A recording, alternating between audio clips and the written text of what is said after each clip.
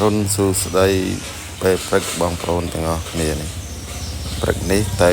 បងទៅឆ្លូញ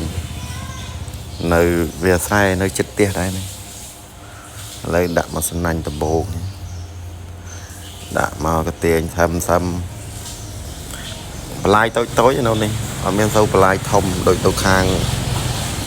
ជ័យបញ្ជ័យសបោបន្លាយបងធំនៅស្រុកនេះបន្លាយតូចដាក់មកសំណាញ់ដំបូងមកអូមកនេះចាំមើលបានប្រហែលក្បាលព្រឹកដាក់មកដំបូងមកសំណាញ់អូមកហើយនេះ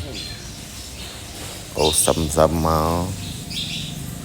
ចាំអ៊ុតមើលតើបានទៅឆ្លូញប៉ុន្មានក្បាលដែរអូមកហើយនេះចូលហើយនេះបានទៅឆ្លូញនោះ2ក្បាលតែទៅឆ្លូញខែនេះធំទៅឆ្លូញខែនេះ